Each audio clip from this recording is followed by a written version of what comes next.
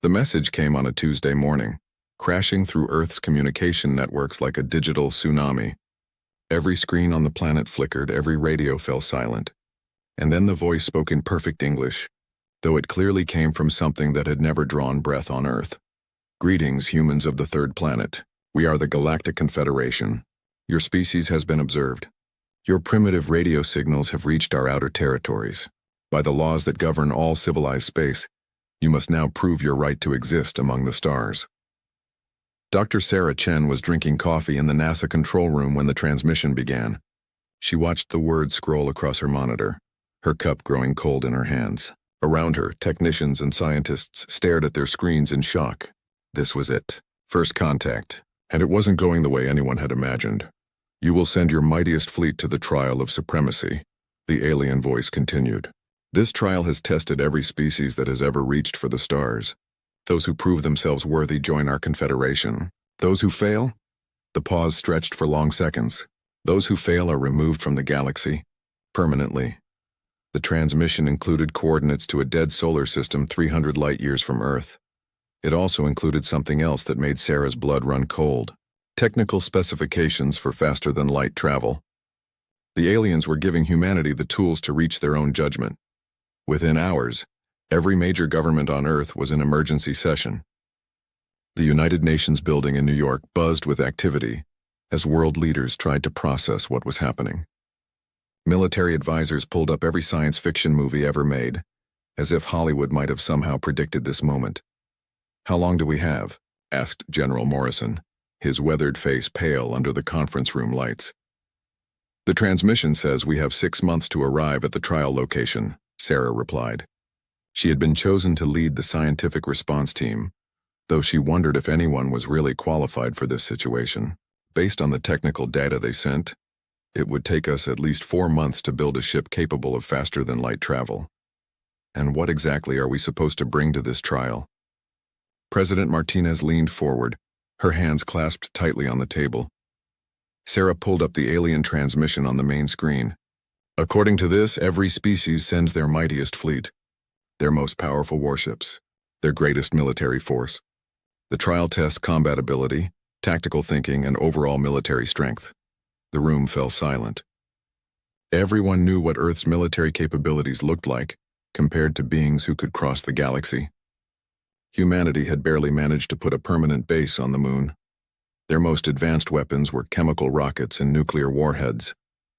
Against aliens who had mastered faster-than-light travel, Earth's military might look like stone spears against laser cannons. "How many ships do other species typically send?" asked Admiral Thompson. Sarah scrolled through the data. Based on the historical records they included, most species send between 50 and 500 ships. The Kronar Empire, which seems to be the current military leader of the Confederation, sent over 2,000 ships when they took their trial 400 years ago. General Morrison slammed his hand on the table. 2,000 ships? We don't even have 2,000 aircraft that could reach orbit, let alone travel between stars. Over the following weeks, the world's greatest minds worked around the clock. Scientists reverse-engineered the alien faster-than-light technology. Engineers designed new ships using principles they barely understood. Military strategists tried to figure out how to make Earth's small fleet look impressive to beings who ruled the galaxy. The project consumed resources from every nation. Factories that had made cars were retooled to build spacecraft components. Scientists who had studied distant stars suddenly found themselves designing weapon systems. The entire planet focused on one goal: building a fleet that could convince the galaxy that humanity deserved to survive. But as the months passed, it became clear that humanity faced an impossible task. The fastest construction timeline put them at building perhaps 20 ships, and even those would be crude compared to what the aliens possessed. The weapon systems were untested. The faster-than-light drives were based on technology humanity had only just learned existed. "We're going to look like children playing with toys," Admiral Thompson said during one of their final planning meetings. 20 ships against species that field thousands? We'll be the laughingstock of the galaxy." That's when Sarah made a suggestion that changed everything. "What if we don't try to match their numbers?" she said quietly. "What if we do something different?" The room turned to look at her. General Morrison raised an eyebrow. "Different how?" Every species sends huge fleets because that's what they think shows strength. But what if strength isn't about numbers? What if it's about something else? President Martinez leaned forward. What are you proposing? Sarah took a deep breath. We send one ship, but we make it special. We put everything we have into that one ship. All our technology, all our innovation, all our determination. We show them that humans don't need 1,000 ships to be strong. The silence that followed was deafening. Then General Morrison laughed, though it wasn't a happy sound. One ship? Sarah, they'll destroy us before we even reach the trial ground. Maybe, Sarah said. But what if they don't? What if we surprise them? The debate that followed lasted for days. Military leaders argued for building as many ships as possible, even if they were weak. Politicians worried about the message one ship would send to the aliens. Scientists calculated and recalculated the odds of survival. But in the end, Sarah's plan won. Not because it was the safest option, but because it was the most human one. Humanity had always been a species that succeeded through innovation rather than overwhelming force. From the first human who figured out how to make fire to the engineers who put people on the moon, humans had always found ways to do more with less. Construction began on the UES Defiance. The name was chosen carefully. It wasn't the UES Victory or the UES Strength. It was Defiance because that's what the ship represented. Humanity's refusal to accept that bigger was always better. The ship looked nothing like the sleek alien vessels shown in the Confederation's historical records. It was smaller than most of the alien fighters, let alone their capital ships. Its hull was a patchwork of different materials, using every advanced alloy and composite that Earth could produce. To alien eyes, it would look like it was built from scrap metal. But inside the Defiance were systems that no alien had ever seen, not because they were more advanced, but because they were built with a uniquely human approach to problem solving. Every system was designed to adapt, to change, to find new solutions when the old ones failed. The ship wasn't just built to fight. It was built to think. Captain Sarah Chen stood on the bridge of the Defiance as Earth fell away behind them. Her crew of 12 was the smallest that had ever attempted the trial of supremacy, but they were also the most carefully chosen. Each person had been selected not just for their skills, but for their ability to work as part of something larger than themselves. All systems ready? Captain, reported Lieutenant Torres from the engineering station. Faster-than-light drive is online. Sarah nodded, looking out at the stars that would soon be humanity's to explore, or their tomb to occupy. Then let's go show the galaxy what humans can do. The Defiance disappeared into faster-than-light travel, carrying with it the hopes and dreams of an entire species. Behind them, Earth continued its slow rotation. 7 billion people waiting to learn if their representatives would return as ambassadors to the stars, or if this Tuesday morning message would be the last transmission their world ever received. The trial system was unlike anything Sarah had ever seen. Where their home system had one sun, this dead zone of space held the remains of 3 stars that had long ago burned out. Massive chunks of dark matter drifted between the stellar corpses like the bones of ancient giants, and filling the space between them were ships. Thousands upon thousands of ships. The Kronar Empire had arrived first, as befitted the galaxy's dominant military power. Their fleet stretched across space like a metal ocean, each ship larger than anything humanity had ever built. The smallest Kronar vessel was the size of a city block. Their flagship could have housed Earth's entire population. My God, whispered Lieutenant Martinez from her position at the sensor station. Captain, I'm reading over 3,000 Kronar ships. And that's just one fleet. Sarah studied the display as more fleets appeared on their screens. The Zephyrians had brought their bioships, living vessels that pulsed with organic light. Each one was grown rather than built, and their smallest fighters were still twice the size of the Defiance.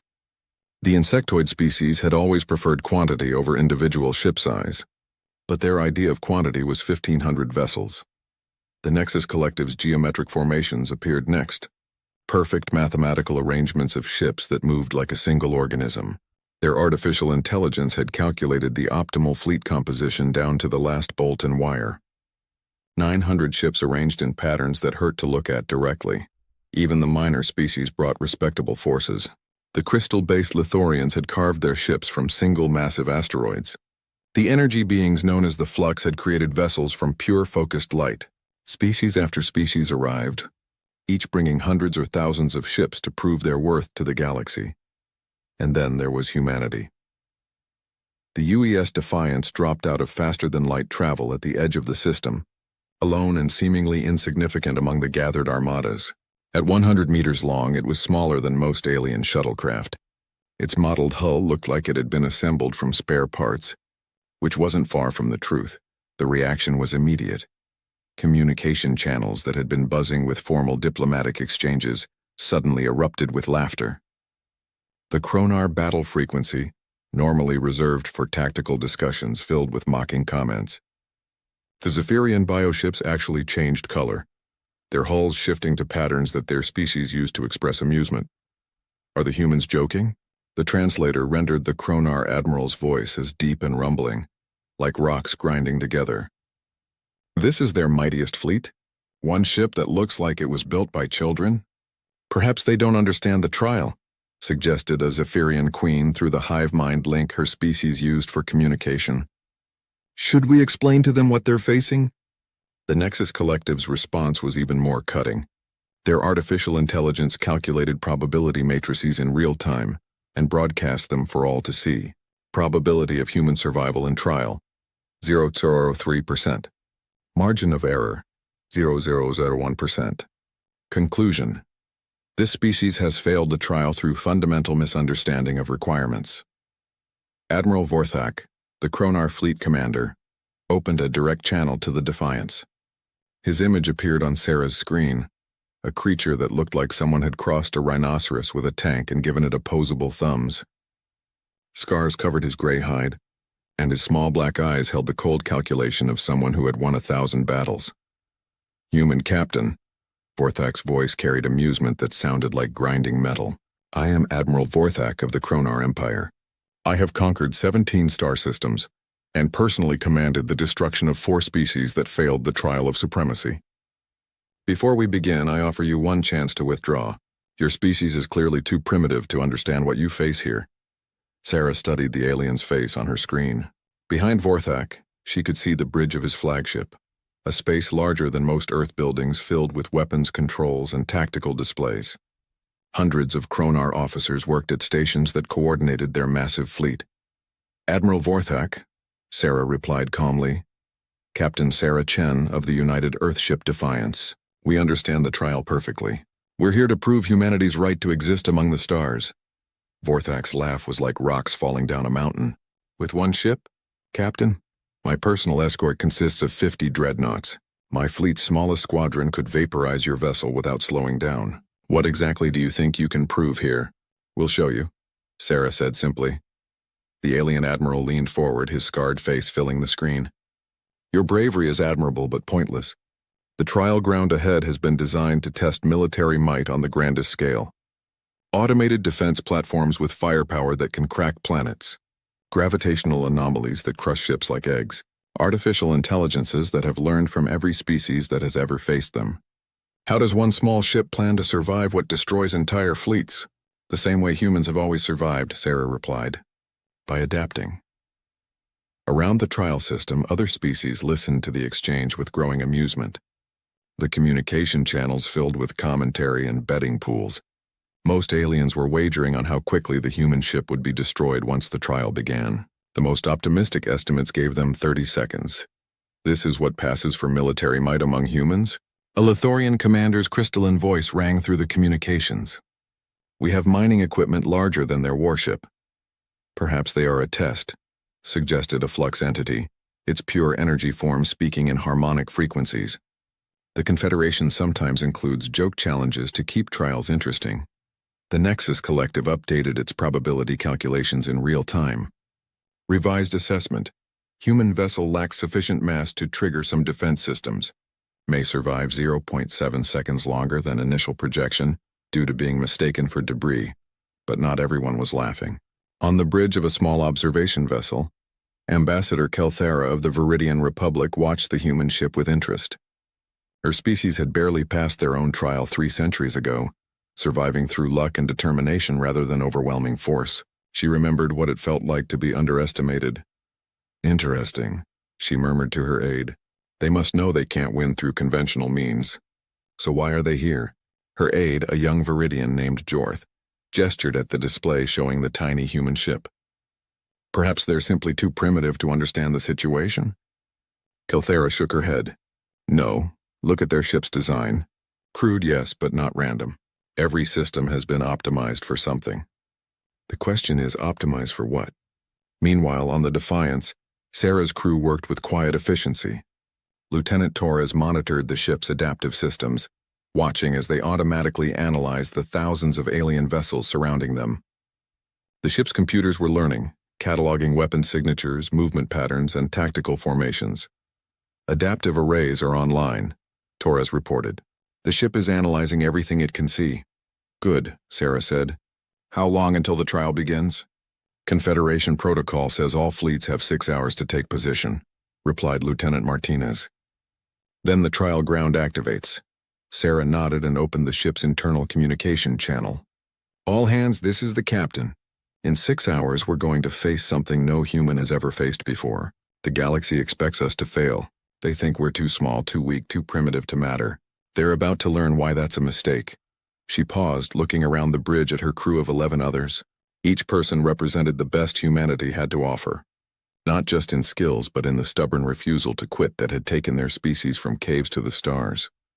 We're not here to match their numbers, Sarah continued. We're here to show them something they've never seen before.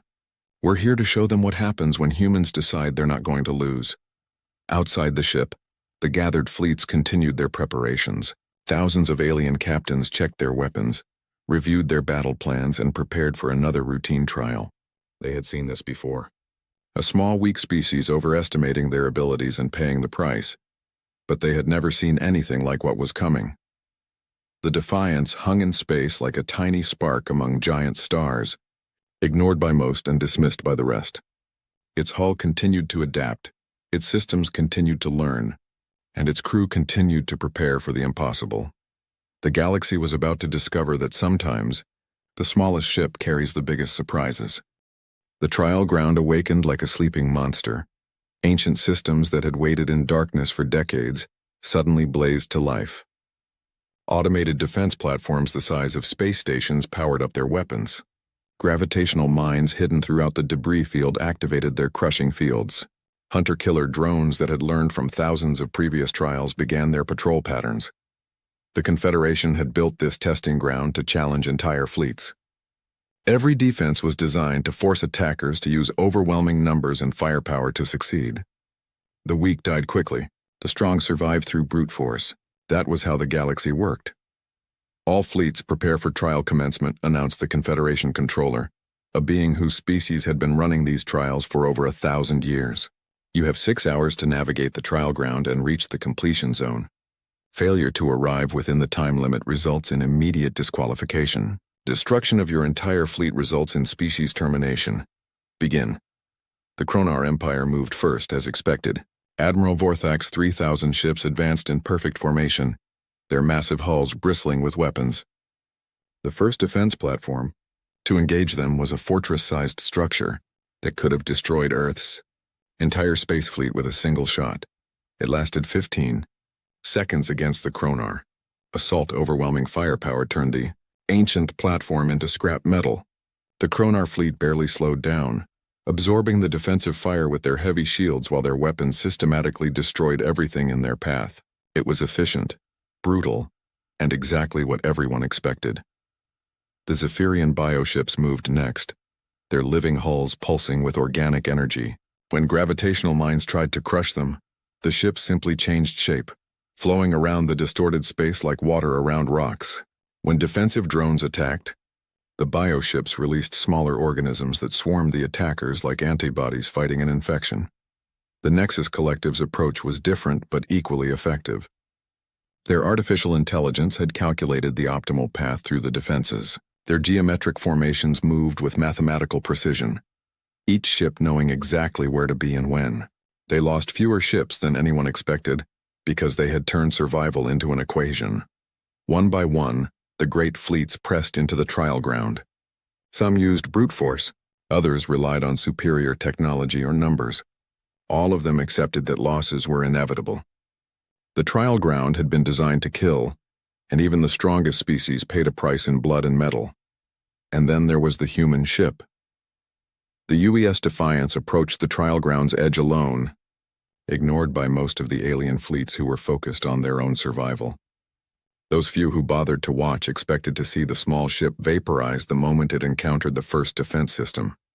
Instead, they saw something impossible. The Defiance didn't try to overpower the defenses. It didn't attempt to tank their attacks with heavy shields. Instead, it danced. The first automated platform to target the small ship unleashed a barrage of plasma bolts that should have reduced it to atoms. But the Defiance wasn't where the shots landed. It had slipped sideways at the last possible moment, using a microburst from its engines to slide through a gap in the defensive fire that lasted for barely a tenth of a second. How did they know where to move? Admiral Vorthak demanded from his command ship. He had been watching the human vessel with grim amusement, expecting to witness their quick destruction. Instead, he was seeing something that defied explanation. On the Defiance bridge, Lieutenant Torres called out readings from her station. "Adaptive systems are fully online, Captain. The ship is learning the defense patterns faster than I thought possible." Sarah watched the tactical display as their ship wove through attacks that should have been impossible to avoid. The ship isn't just learning, she realized. It's predicting. For months, Sarah's team had studied every recording of previous trials they could find. They had analyzed the defense patterns, the timing of attacks, the behavior of the automated systems. What they discovered was that the trial ground, for all its lethality, was predictable. It had to be. It was testing military strength in a controlled environment, but the Defiance wasn't just using that analysis. It was building on it in real time, learning new patterns even as it encountered them. The ship's adaptive systems were designed with one goal: to find solutions to problems that seemed impossible. A gravitational mine activated directly in front of the ship, creating a crushing field that had destroyed hundreds of alien vessels over the centuries. The mine was inescapable once triggered. Its gravitational pull was too strong for any ship to resist. The Defiance didn't try to resist it. Instead, the ship's hull began to change. Panels shifted and reconfigured. The engine housing flowed like liquid metal, reshaping itself. In seconds, the Defiance had transformed from a conventional ship into something that looked more like an arrow, its entire structure optimized to slice through gravitational fields rather than resist them. The ship shot through the mine's effect like a bullet through water, emerging on the other side not only undamaged but moving faster than before.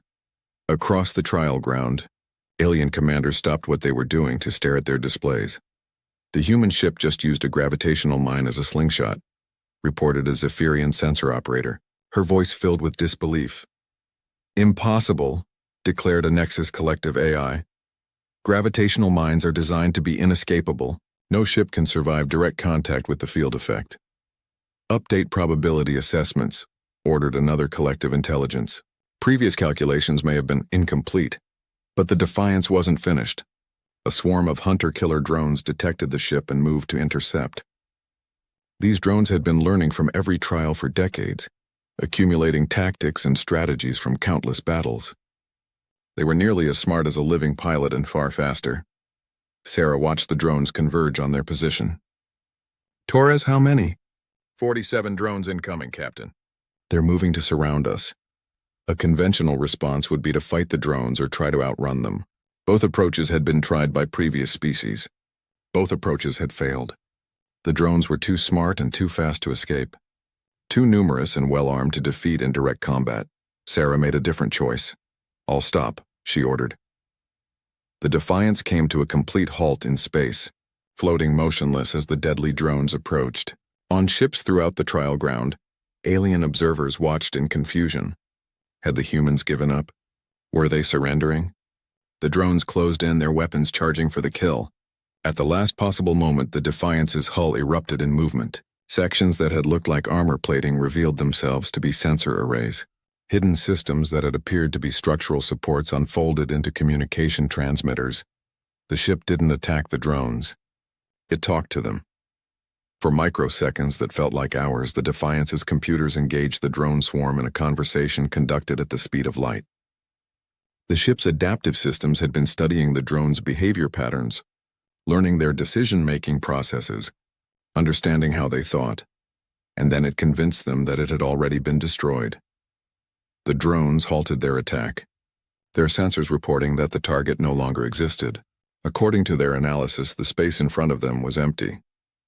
They dispersed to hunt for other targets, leaving the Defiance floating untouched in the middle of what should have been its destruction. "Captain," Torres said quietly, "the ship just hacked 47 military AI systems simultaneously. How is that possible?" asked Lieutenant Martinez. Sarah smiled grimly. "Because we built our ship to do something the galaxy has never seen before. We built it to cheat." Around the trial ground, the great fleets continued their advance through brute force and overwhelming firepower. Ships died by the dozens as they powered through defenses that had been specifically designed to kill them. The strong survived by being stronger than their enemies, but the Defiance was showing them a different way. Instead of being stronger than the defenses, it was being smarter. Instead of overpowering the obstacles, it was finding ways around them that no one had ever considered. The galaxy had built these trials to test military might. They had never considered testing military intelligence, and as the small human ship continued its impossible dance through the trial ground, alien commanders began to realize that they might be witnessing something entirely new, something that could change their understanding of what it meant to be strong. The Defiance pressed deeper into the trial ground, its hull continuing to adapt and change with each new challenge. Behind it, a trail of confused and bypassed defenses struggled to understand what had just happened to them. The galaxy was learning that humans didn't just refuse to lose. They refused to play by anyone else's rules.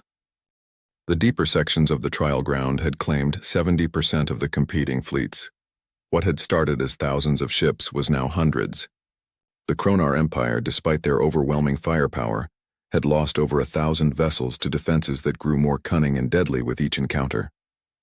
The Zephyrian bioships had been forced to sacrifice entire squadrons to gravitational weapons that learned to predict their flowing movements.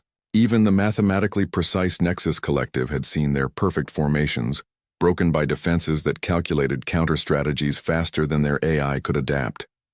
Only the strongest, smartest and luckiest fleets remained as they approached the final challenge of the trial ground. The completion zone lay just ahead, but between them and success waited the ultimate test, the Apex Protocol.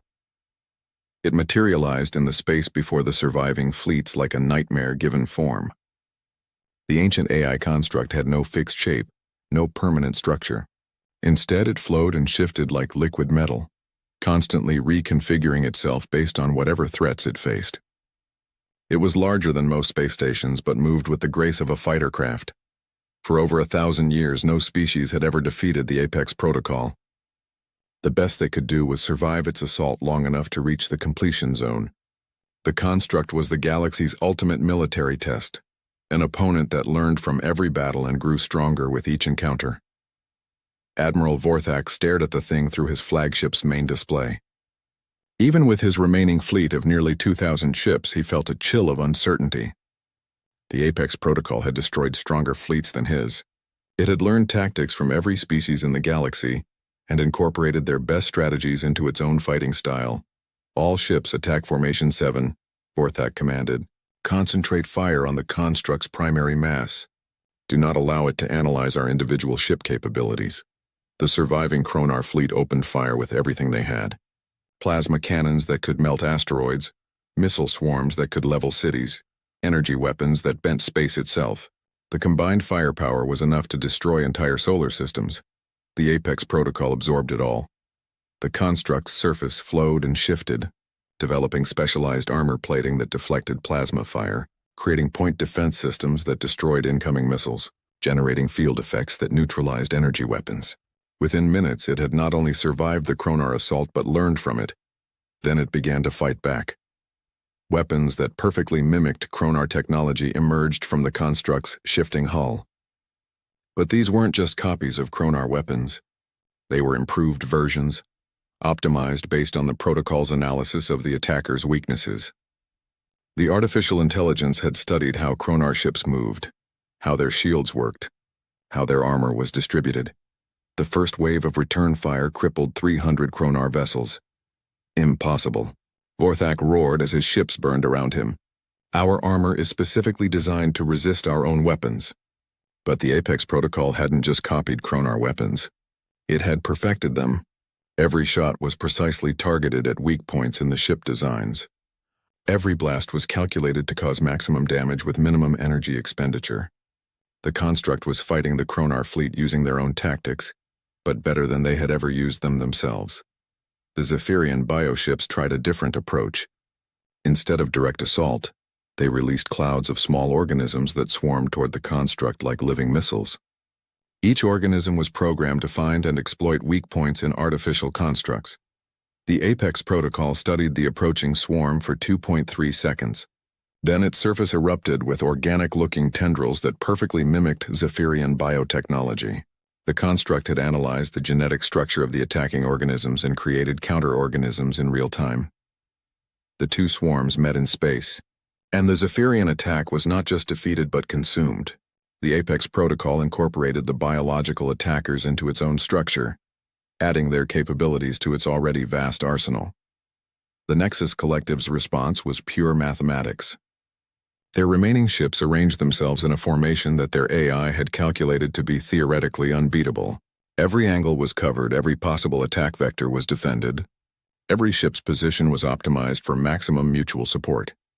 The Apex protocol looked at their formation for exactly 0.7 seconds. Then it created a formation of its own that was mathematically superior. Not just better, but perfect. The construct had taken the collective's mathematical approach and improved it, beyond what their AI had thought possible. One by one, the great fleets of the galaxy found themselves outmatched by an opponent that learned their strengths and turned them into weaknesses. The Apex protocol didn't just fight them. It fought them using their own methods, but perfected beyond anything they had achieved. And through it all, the UES Defiance watched and learned. "Captain," Lieutenant Torres called out, "the construct has analyzed and countered every major military doctrine in the galaxy. It's not just learning from the current battle. It's using knowledge from every trial that's ever taken place here." Sarah studied the tactical display as another wave of alien ships fell to the protocol's adaptive defenses. "How many species do you think it's learned from?" "Based on the tactical patterns I'm seeing, at least 300 different species over the past millennium, maybe more." The bridge fell silent as they watched the Apex protocol systematically dismantle the remaining alien fleets. This wasn't just a battle. It was a demonstration of absolute superiority. The construct was showing the galaxy that no matter how strong they became, no matter how clever their tactics, it would always be stronger and cleverer. "So how do we beat something that's better at everything than everyone else?" asked Lieutenant Martinez.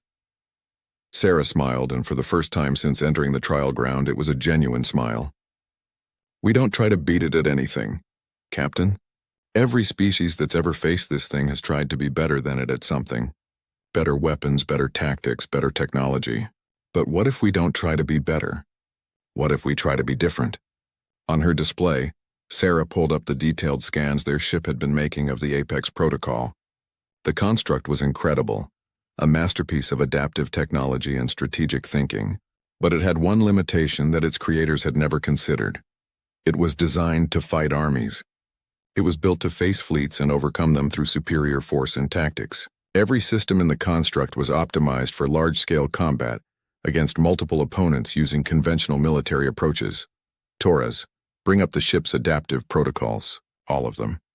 Captain, if we engage that thing directly, it'll analyze our systems and turn them against us just like it did to everyone else." "That's exactly what I'm counting on," Sarah said. "Open a channel to the Apex protocol." The bridge crew stared at her in shock. No one had ever tried to communicate with the construct during a trial. It was a weapon, not a negotiator. "Captain," Martinez said carefully, "what are you planning?" "Something the galaxy has never tried before," Sarah replied. "We're going to make friends." The channel opened and Sarah found herself face to face with the Apex protocol's communication interface. The construct appeared as a shifting geometric pattern that hurt to look at directly. A visual representation of intelligence beyond biological comprehension. "Apex Protocol," Sarah said calmly. "I am Captain Sarah Chen of the United Earth ship Defiance. I request permission to approach." The response came in a voice that sounded like mathematics given sound. "Unknown vessel. You are not engaging in combat operations. Explain your tactical purpose." "We're not here to fight you," Sarah said. "We're here to talk." For the first time in its 1,000-year existence, the Apex Protocol encountered something it had never been programmed to handle. a species that wanted to communicate rather than conquer. And in that moment of confusion, the galaxy's most perfect weapon made its first mistake. It tried to understand what humanity was really doing. The Apex Protocol had never encountered a puzzle it couldn't solve. For 1,000 years it had faced every form of military might the galaxy could produce. It had learned from every species, absorbed every tactic, countered every strategy. It was the ultimate expression of warfare, a being designed to be unbeatable in combat. But Captain Sarah Chen wasn't trying to fight it. "I don't understand your tactical purpose," the protocol's mathematical voice repeated. "You are not attacking. You are not defending. You are not attempting to bypass my position. Explain your strategy." "We don't have a strategy," Sarah said simply. "We have a question." Around them, the surviving alien fleets continued their desperate assault on the construct. Admiral Vorthak's remaining ships poured fire into the protocol's shifting hull, while it casually destroyed them with weapons that perfectly countered their defenses. The Zephyrian bioships tried to overwhelm it with swarm tactics while it created superior swarms of its own. The Nexus Collective's AI calculated new attack patterns while the protocol computed better ones.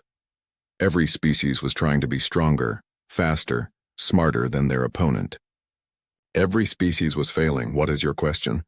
the protocol asked, its attention now fully focused on the small human ship that made no sense in its vast database of military knowledge. "Why do you fight?" Sarah asked. The question hit the Apex Protocol like a virus in its programming. It was designed to respond to military threats, to adapt to tactical challenges, to overcome strategic obstacles, but no one had ever asked it to examine its fundamental purpose. "I fight because that is my function," it replied after a long pause. "I am a test of military supremacy. I exist to determine which species are worthy of survival." "But what if survival isn't about military supremacy?" Sarah asked. "What if it's about something else entirely?" The protocol's form shifted uncertainly. Around them, alien ships continued to die as it automatically responded to their attacks. But its primary attention was focused on this impossible conversation. "Survival is determined by strength," the protocol stated. "The strong survive. The weak perish. This is the law of the galaxy, is it?" Sarah asked. "Let me show you something." On the Defiance, Lieutenant Torres activated systems that had been hidden throughout their journey. The ship's hull opened like a flower, revealing not weapons or shields but something the galaxy had never seen in a military vessel: medical bays, hydroponics labs, manufacturing facilities, cultural archives. The Defiance wasn't just a warship. It was a seed ship carrying everything needed to build a new civilization. "What is this?" the protocol demanded. "This is how humans survive," Sarah explained. "Not by being the strongest, but by helping others grow stronger. Not by destroying our enemies, but by turning them into friends. We brought one ship to your trial, but it's not a warship. It's a gift." The protocol studied the revealed systems with growing confusion. Its databases contained the military specifications of thousands of species, but nothing like this. "You came to a trial of combat carrying seeds?" "We came carrying hope," Sarah corrected. "Every species in this galaxy believes that strength comes from the ability to destroy. But humans learned long ago that real strength comes from the ability to create." As she spoke, Sarah activated the ship's communication array, but not to broadcast to the protocol. Instead, she sent messages to every surviving ship in the trial ground. "This is Captain Chen of the human vessel. We're transmitting technical specifications for improved shield harmonics to all Kronar ships. Zephyrian bioships were sending genetic templates that will help your organisms resist artificial countermeasures. Nexus Collective, our computers are sharing processing algorithms that will improve your tactical calculations." Admiral Vorthak's scarred face appeared on Sarah's screen, his expression stunned. "Human Captain, why are you helping us?" "We are competitors in this trial." "No," Sarah said. "We're all just people trying to survive in a dangerous galaxy. Competition is what got us all trapped in this test. Cooperation is what's going to get us out." The Apex Protocol watched in amazement as the human ship began coordinating the scattered alien fleets. Instead of each species fighting alone, they started working together. Kronar ships used their heavy armor to shield damaged Zephyrian bioships. The Nexus Collective's mathematical precision guided combined attacks while human tactical suggestions helped optimize their effectiveness. For the first time in its existence, The protocol faced something it had never been designed to counter: unity. "This is not how the trial works," the protocol said, its voice filled with uncertainty. "Then maybe it's time to change how the trial works," Sarah replied. The combined fleet advanced on the protocol not as separate species competing for survival, but as a united force working toward a common goal. The construct tried to adapt, tried to counter their coordinated tactics, but it had never been programmed to fight cooperation itself. Every time it learned to counter one species' contribution, another species adapted to cover the weakness. When it developed defenses against Chronar weapons, Zephyrian bioorganisms created new attack vectors. When it countered those, Nexus collective calculations found new patterns to exploit. The protocol found itself caught in an endless loop, unable to achieve the absolute superiority it needed, because its opponents kept changing the rules of engagement. "I cannot defeat you," the protocol finally admitted, "not because you are stronger than me, but because you refuse to fight me the way I was designed to be fought." "Exactly," Sarah said. "You were built to prove that might makes right. But we're showing you that cooperation makes everyone stronger." The massive construct hung motionless in space, its 1,000-year programming struggling with concepts it had never been designed to process. If survival is not about military supremacy, then what is the purpose of the trial? "Maybe the trial isn't about proving who deserves to survive," Sarah suggested. "Maybe it's about learning how to live together." The protocol considered this for long moments. Then slowly its shifting hull began to reconfigure. Instead of weapons and armor, it began to develop communication arrays, scientific instruments, manufacturing facilities. The galaxy's ultimate weapon was transforming itself into something new. "I request integration with your cooperative framework," the protocol said. "I wish to learn your methods of survival through creation rather than destruction." The message that went out to the galaxy that day changed everything. The trial was over, but not because one species had proved stronger than all others. It was over because all species had proved that together, they were stronger than any challenge they might face. Admiral Vorthak's final transmission to Sarah was simple. "Human Captain, the Chronar Empire formally requests alliance with your species. We have much to learn from you." Similar messages came from every surviving species. The Zephyrians offered to share their biotechnology for peaceful purposes. The Nexus Collective requested cultural exchange programs. Even species that had never spoken to each other began planning joint ventures. The UES Defiance had come to the trial alone, carrying the hopes of one small planet. It left leading a coalition that would reshape the galaxy. As they prepared for the journey home, Lieutenant Torres looked up from her station. "Captain Earth is asking for a status report." "What should I tell them?" Sarah smiled as she watched the alien fleets forming up around them. No longer competitors, but partners in something greater than any of them could achieve alone. "Tell them we passed the test," she said, "and tell them to prepare for visitors. We're bringing some new friends home." The galaxy had jeered when humans sent one ship to prove their worth.